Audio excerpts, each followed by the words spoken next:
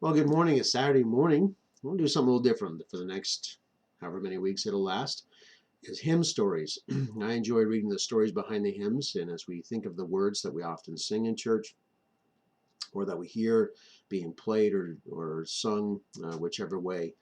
And so I want to start it off with this hymn, "'Tis So Sweet to Trust in Jesus." It's been said that a believer must learn to exercise such a strong trust in God's providence during the good days of life that when the despairing times with their accompanying doubts come, which surely they do, trusting Jesus continues to be the normal pattern of living.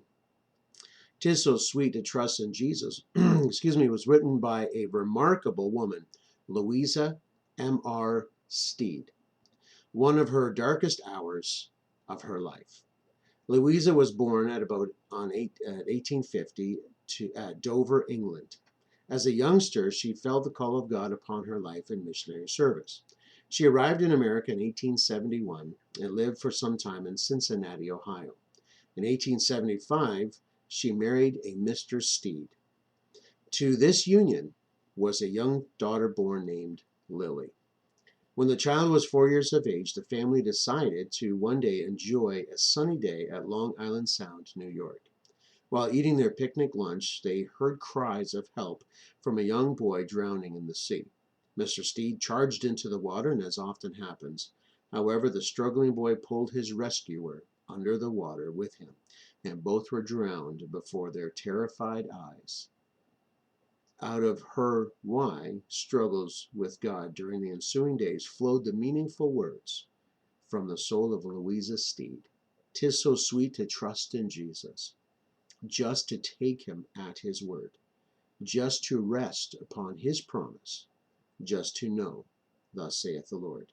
A short time later, Mrs. Steed and her daughter left for South Africa, while Louisa was working diligently as a missionary in Cape Colony for the next 15 years. She married a Robert Wodehouse, and a native from South Africa. In 1895, Louisa's failing health made it necessary for them to return to America for recuperation, during which time Mr. Wodehouse pastored a local Methodist church. By 1900, Louisa's health had improved significantly for the family to return once more to a missionary station in Umtali in South Rhodesia. Something of her same lifelong trust in God was learned and set her back shortly after her arrival. 10 years after further service, ill health once again forced Louisa to retire. Her daughter Lily, who had become Mrs. D.A. Carson, continued to serve for many additional years in the mission field of South Rhodesia. After several years' prolonged illness, Louisa Steed Wodehouse died on January 18, 1917, at her home at the Mumbai Mission and 50 miles from Umtali. After her death, her fellow missionary wrote concerning the continued use of "'Tis So Sweet to Trust in Jesus." We miss her so very much, but her influence goes on as far as 5,000 native Christians continuing to sing this hymn in their native tongue.